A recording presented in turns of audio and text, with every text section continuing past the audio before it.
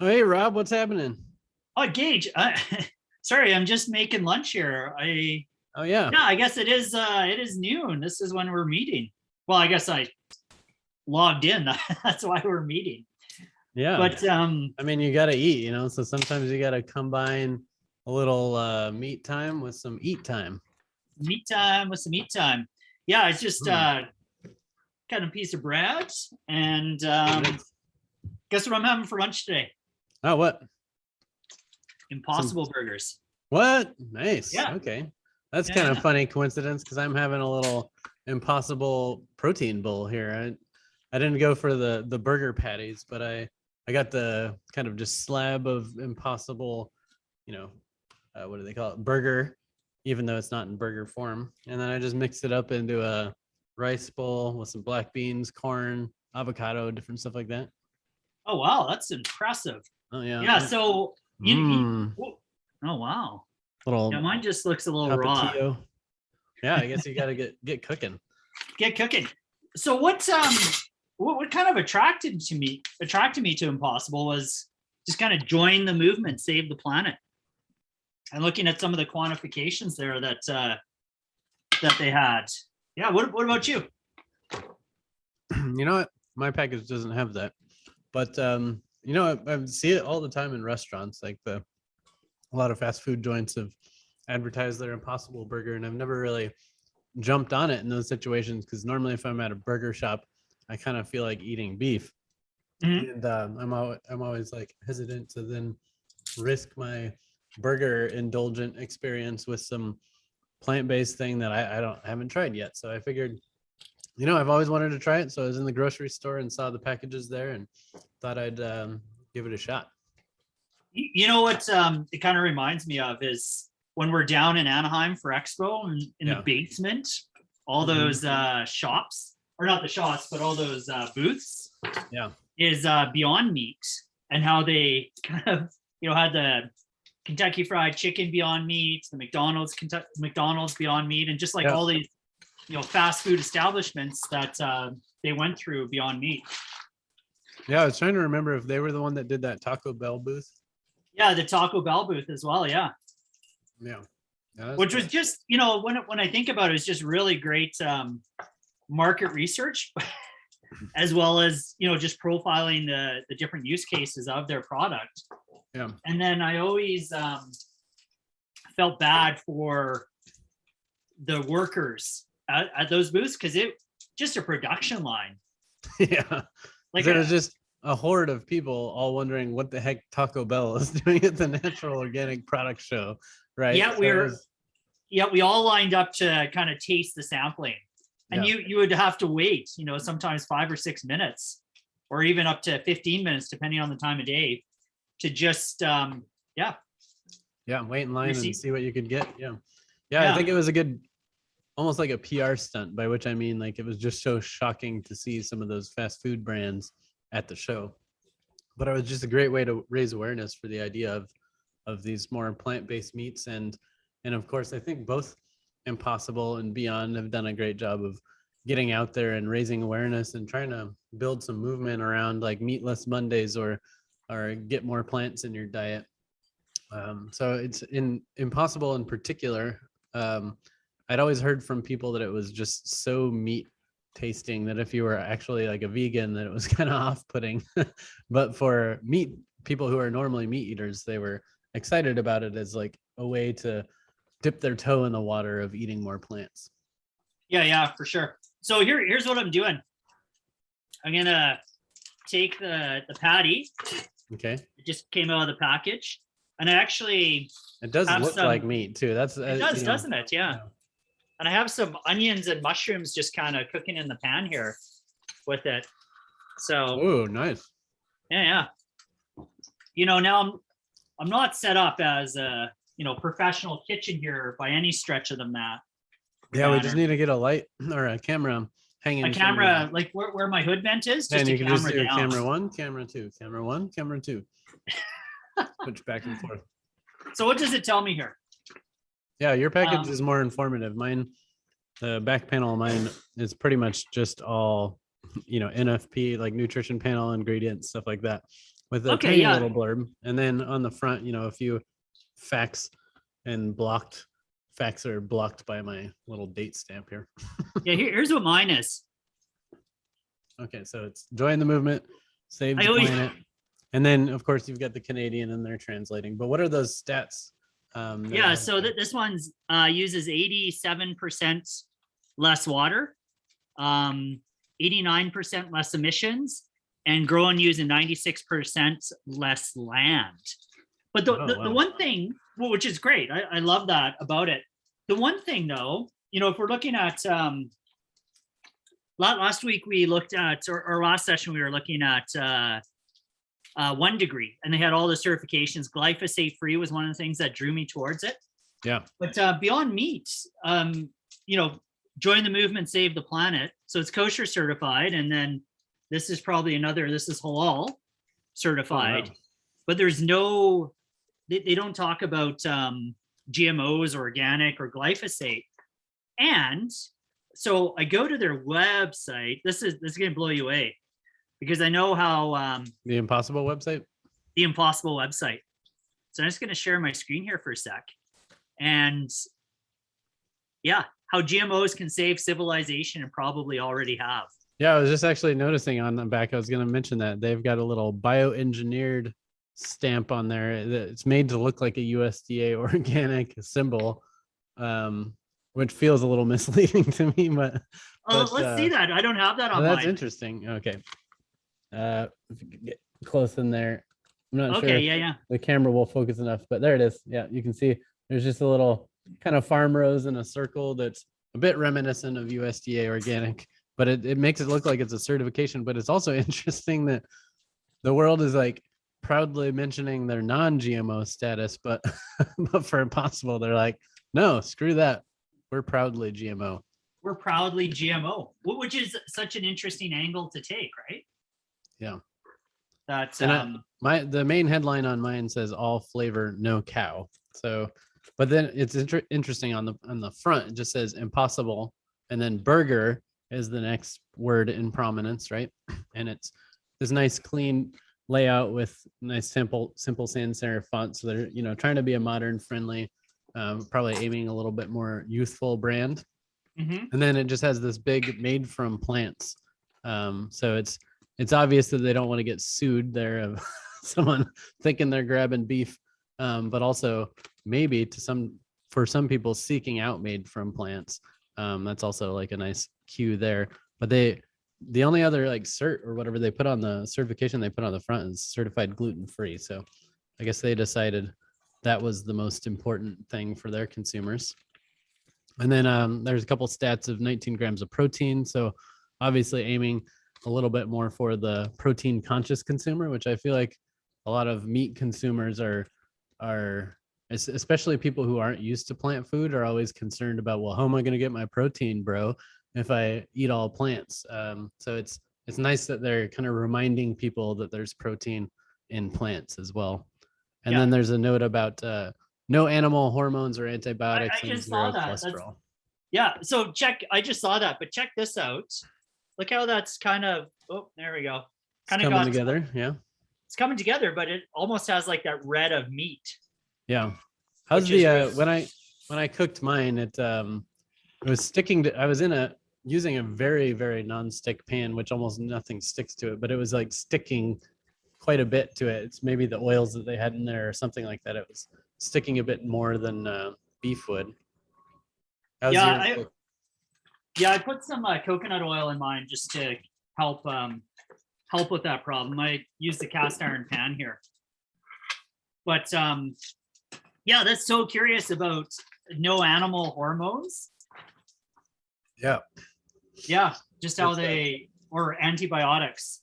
Yeah, it's just funny that they would even claim that. It's like, why would, of course, it's not an animal product. Why would you be putting animal hormones in your plants? But I guess they're just trying to remind people that's what one of the benefits of plant-based meat is that you avoid all those hormones. Okay, so with that said, though, just putting a little cheese on my burger. With that said, like, don't they GMO tomatoes to keep them from freezing, don't they inject a salmon or a gene from the salmon fish into it? Yeah, I it's do just- know with some GMO foods, yeah, there's like some weird kind of animal genes or different things that are pumped into the food for different reasons. So maybe that's why they're claiming it's because they are proudly GMO. They want to let you know that they're not using animal hormones. Sorry, we Yeah. had a lot of noise in the background. The county decided to come trim all the trees on the street right while we're recording. So good time. Okay, so let's say, okay, maybe we're not cool with them not being non-GMO, and let's just accept that. But why we exist is we're on a mission to save meat and earth. Here's why. So they want to save meat. And it's funny, we'll go into their impact report in a minute, because I think they did a really good job of looking at some materiality issues, but then also missed a few things. But their impact calculator, let's see how much land and GHG and water we're saving here, Gage, by Let's do it. yeah. So how many burgers? So burger, I don't know if I'm having a kilo of a burger. Is there, Yeah, what is your pack? Okay, there What? you go. yeah, I can go a 4 ounce. You did the 12 ounce brick. Yeah, I love did how the they 12 call it a ounce brick. Yep. Yeah. Okay, so 4 ounces of Impossible Burger, equivalent of GHG. Okay. Let's see. Okay, there we go. The equivalent of, well, doesn't say very much. Okay, well, let's see. Kilometers, well, I don't know. Yeah, kilometers driven in a car, trees worth of land, tennis courts. I always giggle with the tennis court ones. I guess it's relatable. Okay. But doesn't, That was a lot of drop downs. So how did that change your impact, or was that? well, it doesn't Wait, really, look at that. There's like a little scroll bar or something. What's that? well, I think scroll bar? that's if I want to go up to the 64 ounce. Okay, Oh. so there we go. Oh, if you eat one 4 ounce burger, is that how it works? If you eat 75. Yeah, okay, Okay. so let's use a multiple. Let's say I eat 100 of these Okay. over the course Little of user the year. experience issue there, but Yeah. now we get it. Okay, So if you ate 400 4-ounce Impossible burgers, so I'm eating more. I have a bit of an issue here. I overeat my my I mean Impossible. that's more than one burger a day, Rob. I think we might need to have an intervention and kind of sit you down and talk about some of your eating habits here. Yeah, well, breakfast burger for breakfast. Let's say let's go to 50. If I can stop that. Yeah. And yeah, anyway. Yeah, I think the user experience here could shift, but okay, so I'm eating one, every day and a bit. And or even more actually. Because on Tuesdays, I actually have a couple burgers where I do a double burger.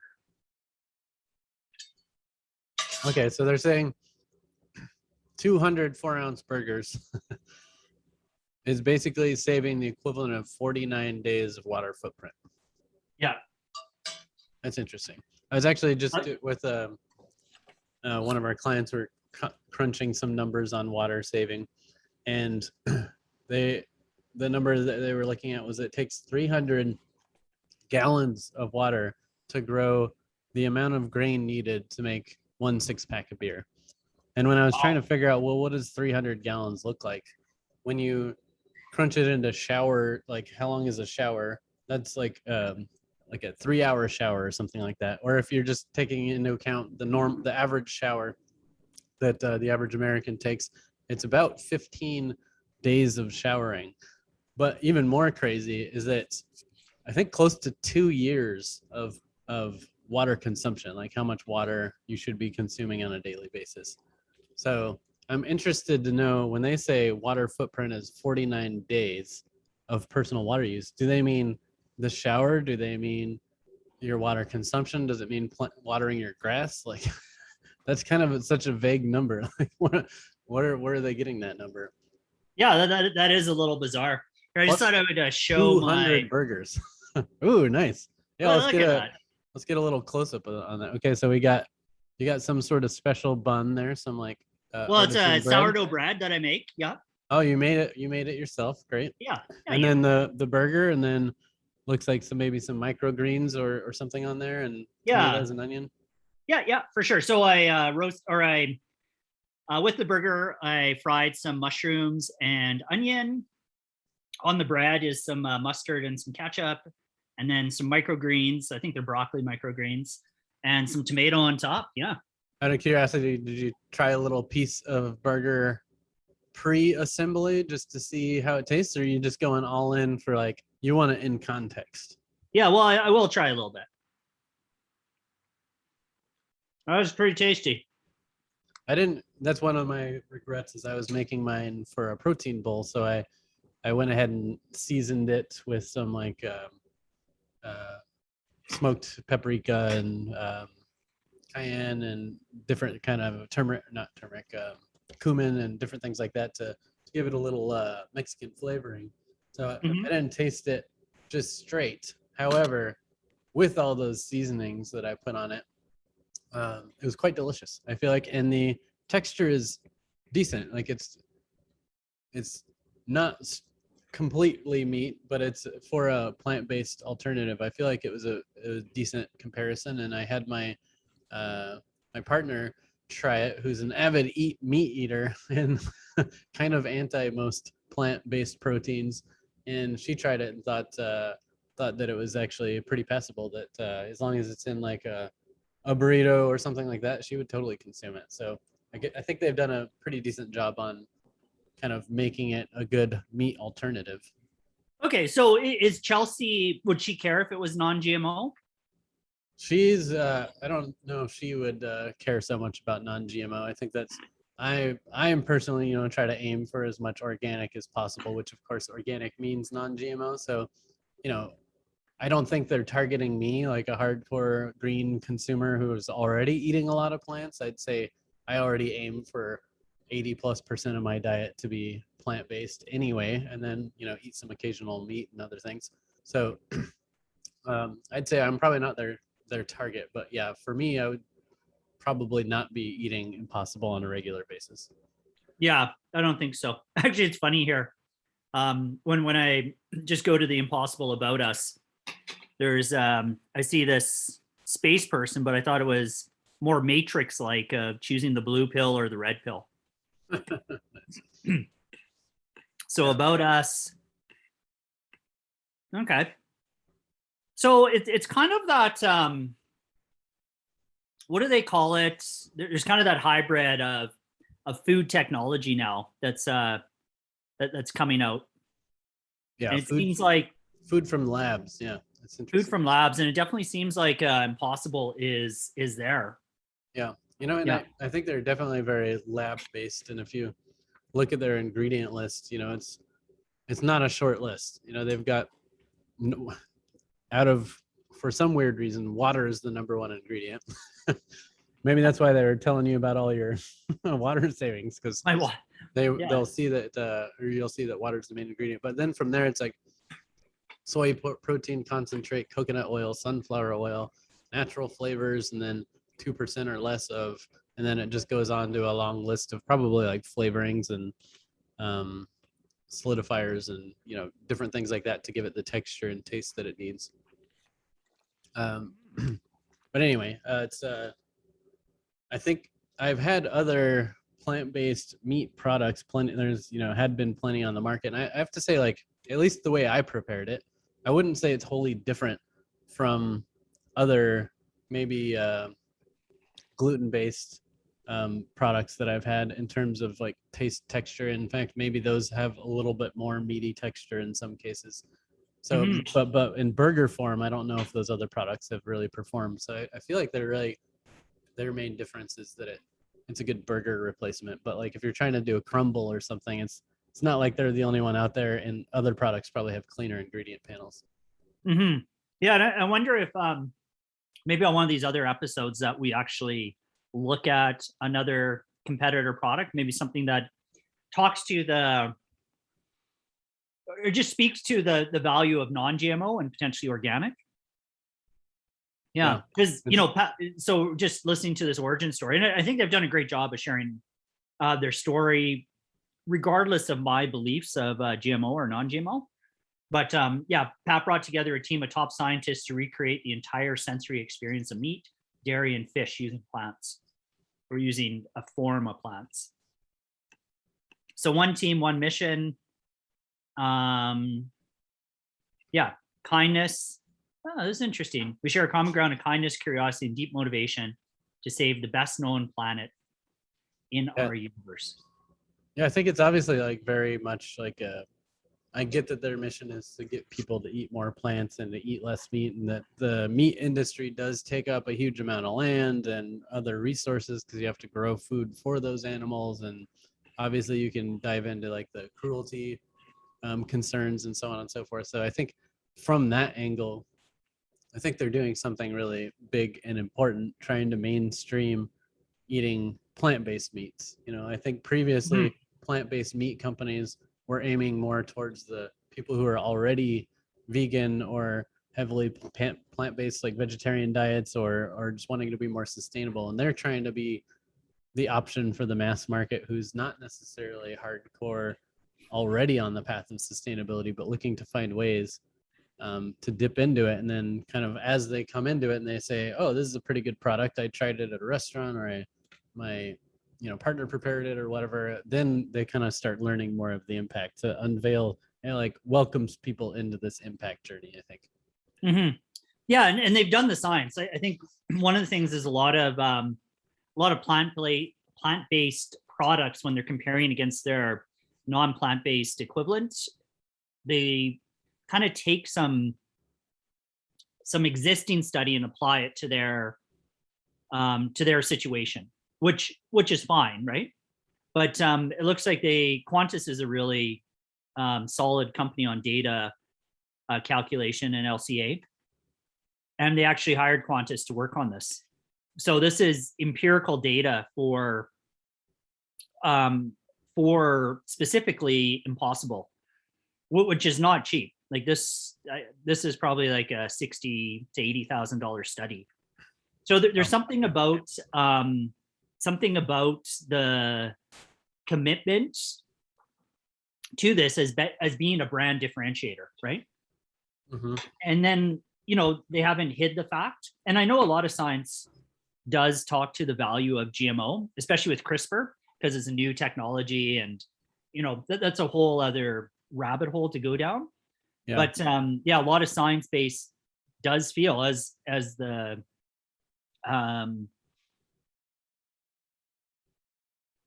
powers that be at Impossible also feel that GMO is not a horrible thing, right?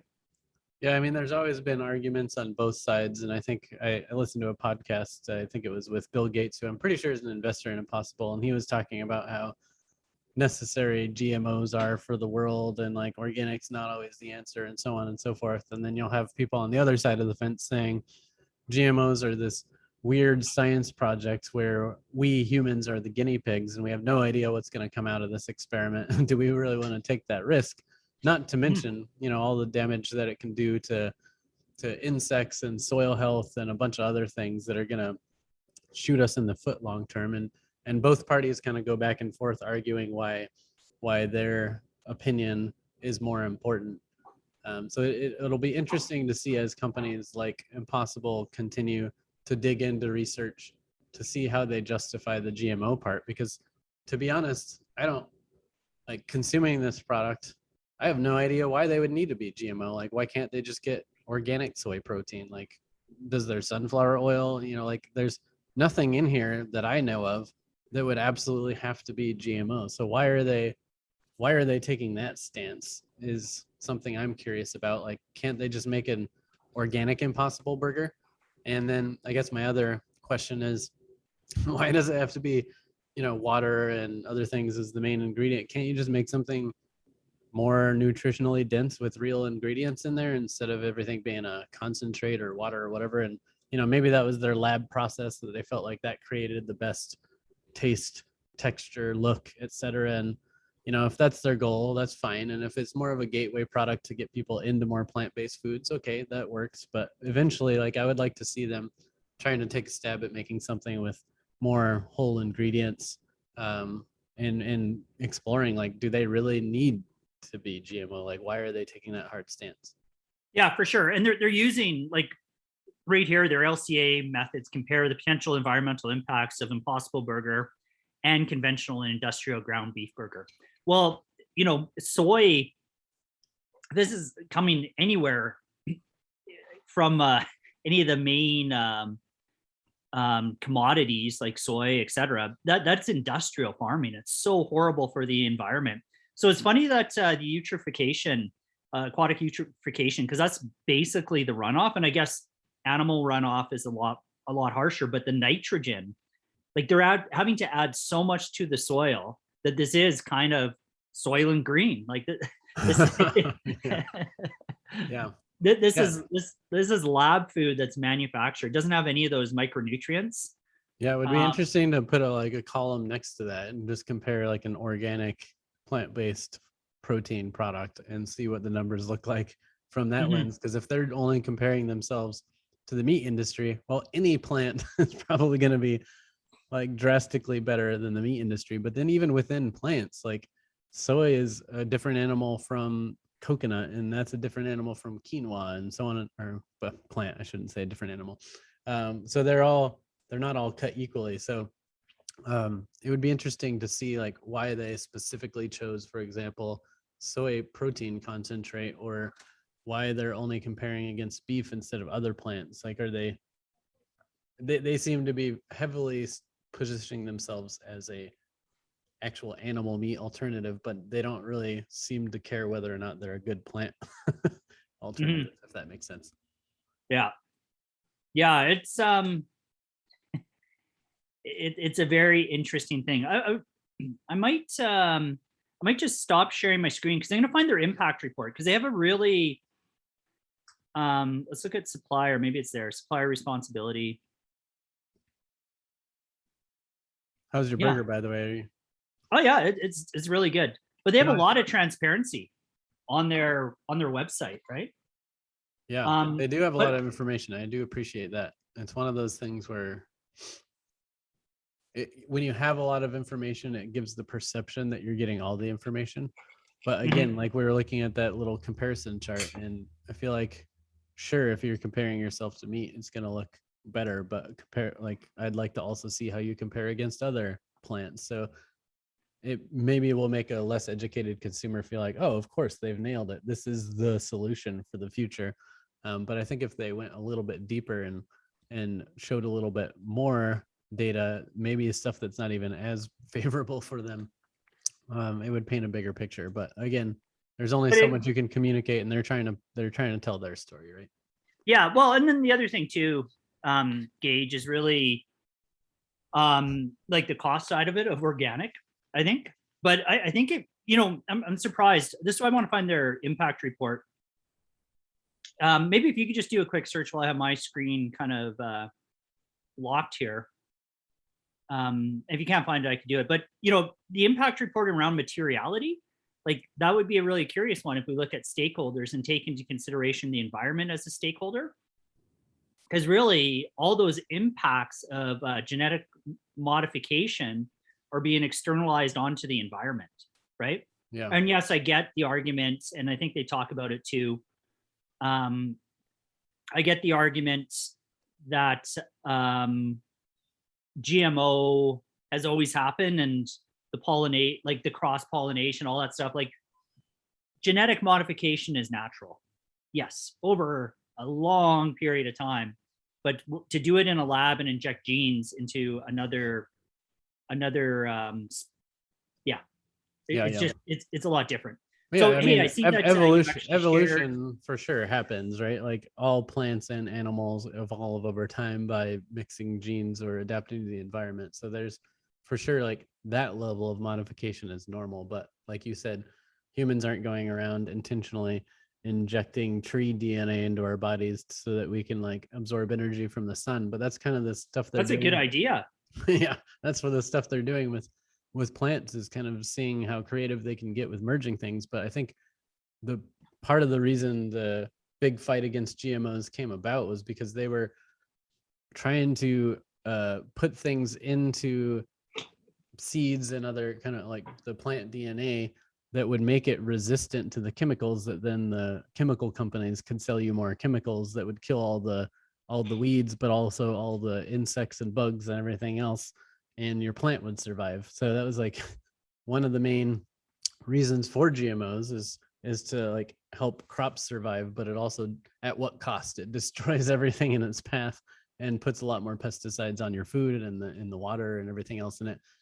Kind of felt mostly like a path towards selling more chemicals. So I think that was like a lot of the initial argument against it. But for sure, like if we could have a more adult debate over what type of modification is worth pursuing, that would make sense, because then maybe it wouldn't be the Wild West where we're just throwing genes into whatever without any repercussions. But as we've seen with any kind of industry, the more weird chemicals and different things that get introduced to our body, whether it's lead or hormones or whatever, it is literally changing us as a species too. You know, like kids are going through puberty quicker or whatever else. There's all this kind of stuff that happens, and it's just this grand untested experiment that we're doing on ourselves, which is just kind of where I get a little bit confused. Like, does it really That make is a sense? rabbit hole right there, my friend, a big rabbit hole. Just to echo that a little bit, I think one of the things is, you know, a lot of these applications not just kill the pests, but they kill the prey. And what happens is you actually create an imbalance, because the pests have to get up to a certain level in order for the prey to be able to create that equilibrium, right? And it's a symbiotic relationship. So one of the things here on their website is, let's turn back the clock on climate change. Absolutely agree with that. And halt biodiversity collapse. Well, GMOs are known to be, you know, part of the cause of colony collapse with bees, right? So we're altering all these insects. So I would argue that if you're having to monoculture, which most GMOs are grown in monoculture too. Yeah, exactly. So you're already contributing to biodiversity collapse by supporting GMO. Okay, so I'm gonna get off that. I think you and I have made our points with how we feel about GMO. But yeah, let's look at what they're doing. So yeah, they're at COP25. That looks like a trade show booth. Download the impact report. Okay, you know, they're in the BIPOC side of things. Let's see what else. Inside. I saw that they supported Colin Kaepernick in there. That was interesting. Like citing or like joining forces with Nike there. That's cool. Yeah, for sure. Scaling and learning, sustainability at your fingertips. Fingertips. Ooh. Tripping fingers here. Oh, what's in this burger? Oh, and then there's that calculator again. There's a calculator again. What kind of mushrooms did you put on that burger there? Well, it could be some of that genetically modified stuff. Let's have a look here at their impact report, because actually we did a materiality dive into their impact report, and it was decent. Yeah. Okay. Yeah. But yeah, you know, like they're reporting on this stuff, and I think I want to acknowledge what's working versus what's not working. Yeah. Right. So they're doing all these things, and I think they maybe just need to widen the aperture and consider some different stakeholders in this conversation.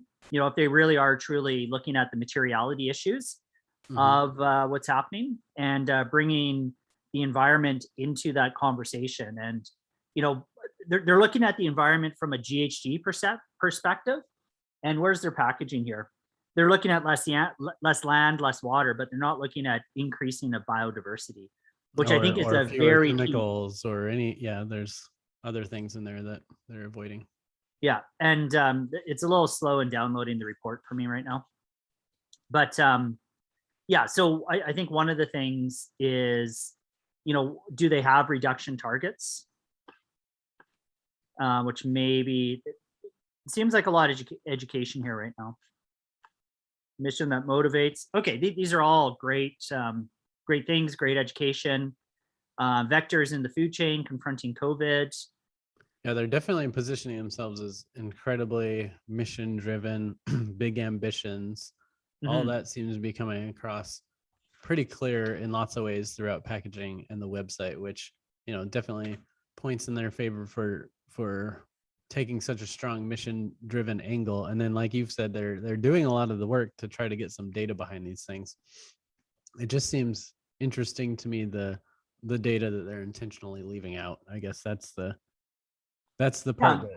that I get a little bit worried about, is that it starts to feel a little bit more like greenwashing or impact washing or something like that, by hyper focusing on purely, if you don't eat meat, ignore, like, sweep everything else under the rug, and they're hyper focused on the don't eat meat kind of angle, which is important, and it is work to be done. But I just worry if they're going to be misleading people along the way as well with some of their other side messages. But they're also, they're to go through B Corp certification.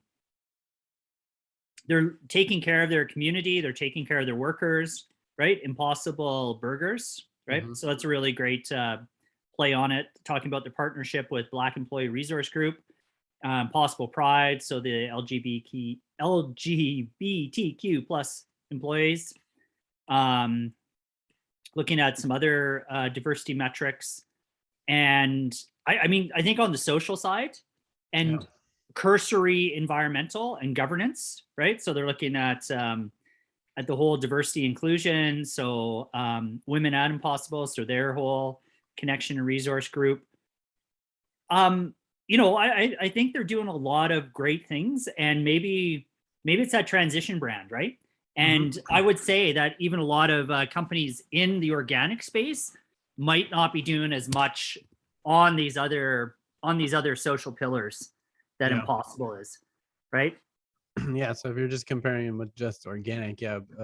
But then maybe if they're organic and B Corp, then maybe it's similar. So this is kind of Yeah. like the conventional. Did you say they're already B Corp, or they're No, I would say that I just said that they're checking a lot of the boxes of okay? B Corp, Gotcha. right?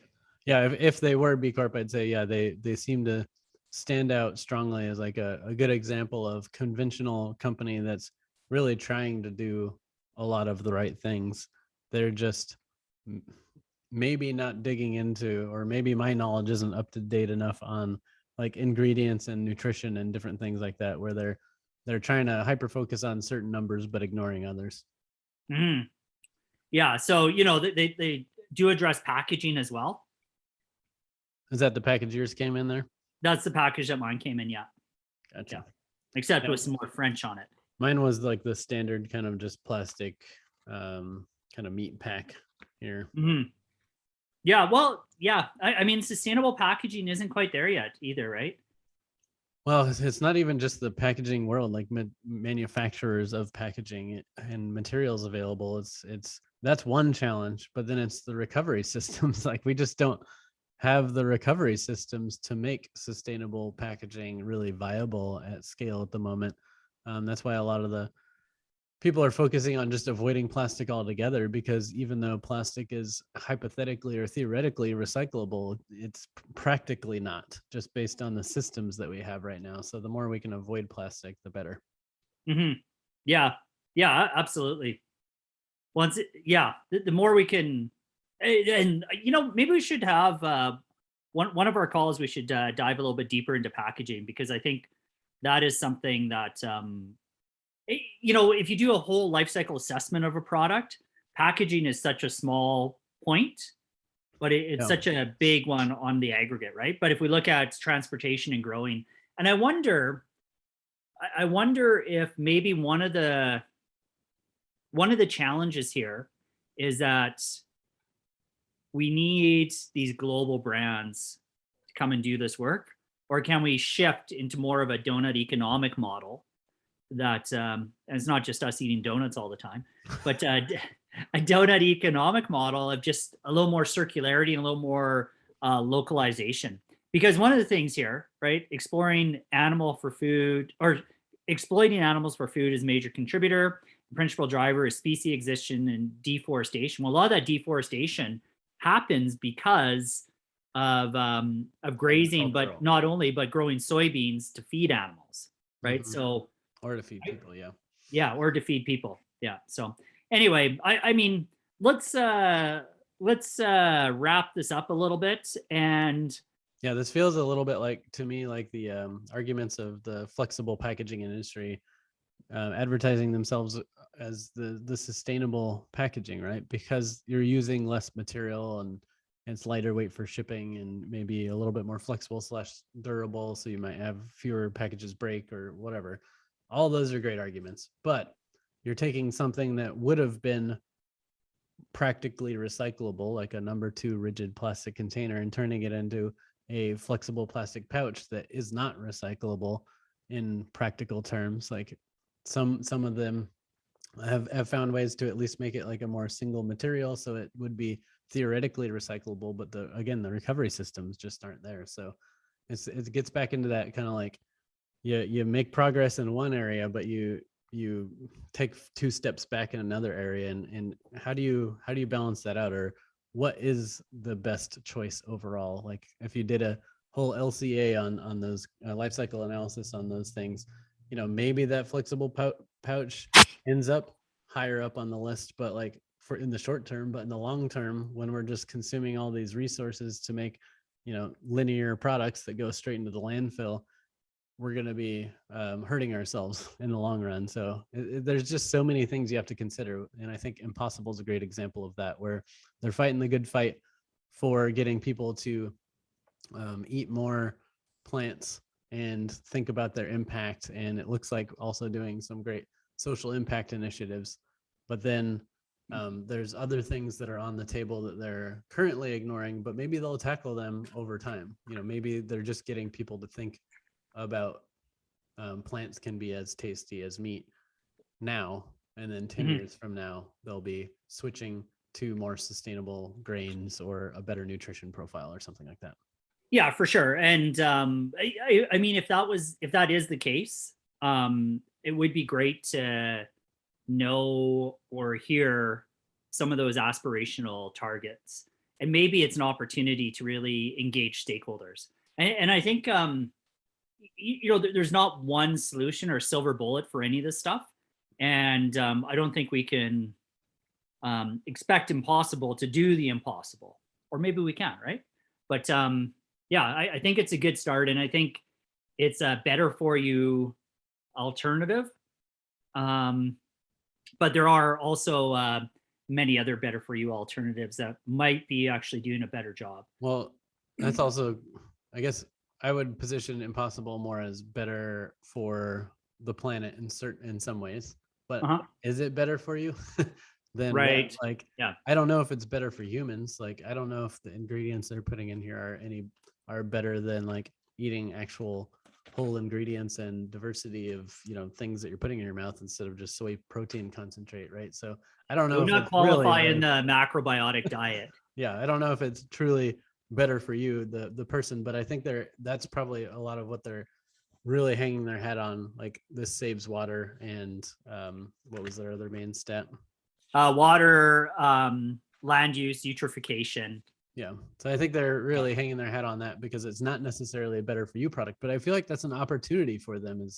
Is great. You're paving the way, you're raising awareness for plant-based foods in a way that more kind of niched natural product market brands can't do, because they don't have that mainstream appeal. I think in that way, they're starting the conversation, they're raising awareness, they're getting people to eat more plants. All of that is amazing. And then they have so much future potential to then actually make better product, by which I mean, use some better ingredients. Like, don't just only focus on meat, but think about more micronutrients and the actual sustainability of the ingredients you're growing and stuff. Yeah.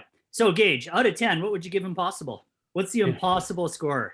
I'm really conflicted on this one, because I feel like if we're talking about a brand that's going out there and trying to be the gateway, I feel like they're crushing it, and I would give them something in the range of like a 9 or something in that category.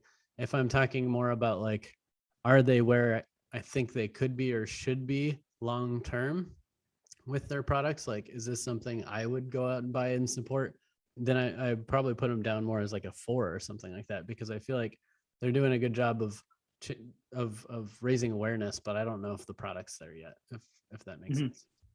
Yeah, no, it totally makes sense. Yeah, I think for me, so in between that 9 and a 4, it's a 5 point. I guess if I just have to average them, yeah, we'll do it. Like, I hesitate to put them at like a 6 in comparison to a company that is doing all the, better for you and better for the world, but their brand just isn't as good at raising awareness. So it's a bit of a challenge, but maybe I'll just meet in the middle with something like a 6, I guess, and then we'll keep an eye on them. Like, I'd be curious to check out their other products, their chicken nuggets and other things too, and see what those ingredient profiles are like, and see where they evolve in the future.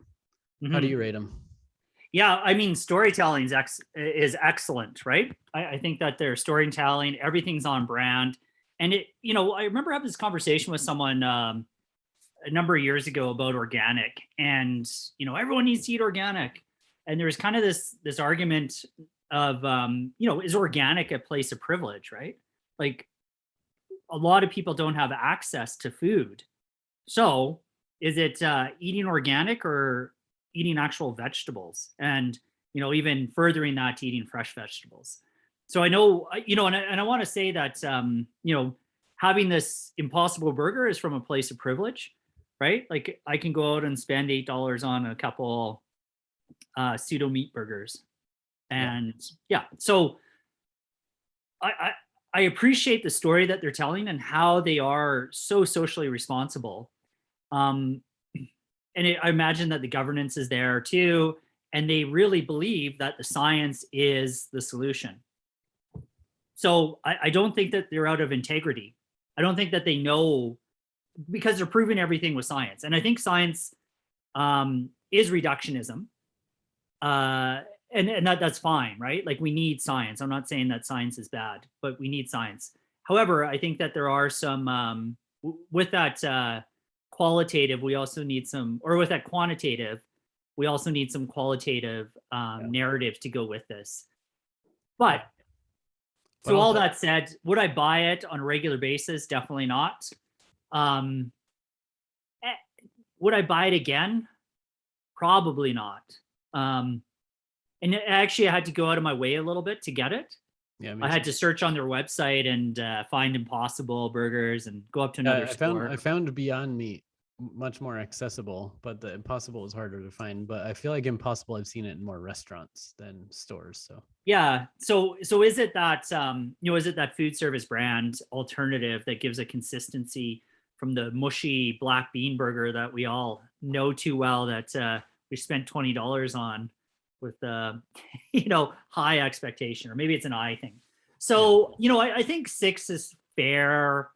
Um, and as we're talking about this, I think maybe we need to elevate our metric or yeah, matrix or yeah. I our feel like it ranking would be good system. to like rank them in these brands in like 4 categories or something. So I Mhm. could give them like a 9 on raising awareness and kind of trying to run a better for the world business and so on and so forth. But then give them like a 2 or something on like their growing practices or their data transparency, because you mentioned they're very science based, which is true, but like you said, science is reductionism, and often whenever you're doing kind of any sort of calculating of data can be manipulated, by which I mean you're only going to show the data that makes you look good, right? And you're going to hide the data that doesn't paint so pretty of a picture. So I'd be curious to see, like, what decisions are they making in terms of what data they're digging up and what data they're actually sharing. Because again, Mhm. it's one thing to say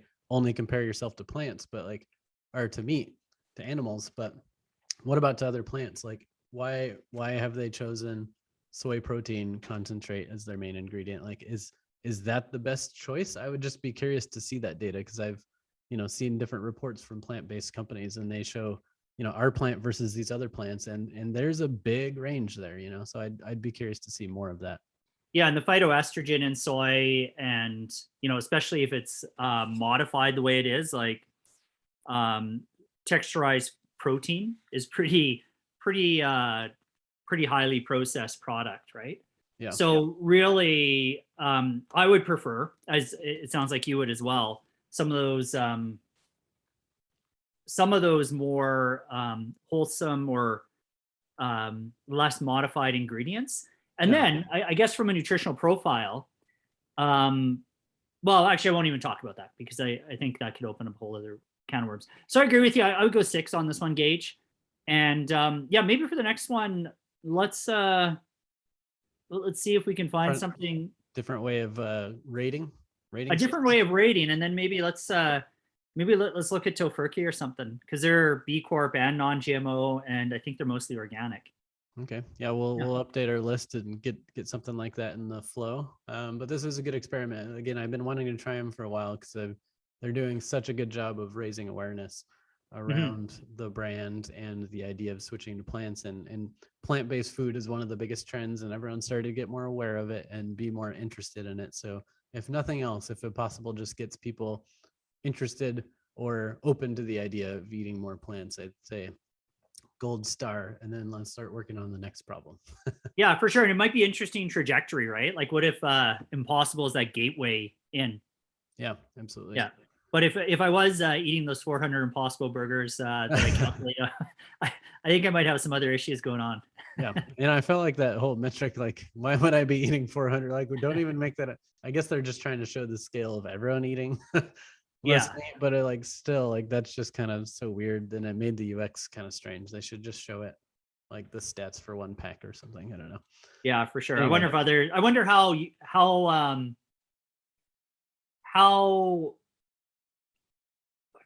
used or how visited, the number of visits to their impact calculator, other than, kind of geeks like us. Yeah, exactly. Yeah, Yeah, for sure. mean, I'd love to have to see some of that data too on like some of these in-depth websites. Like, how much of that content are people actually reading? Is it mostly there for SEO?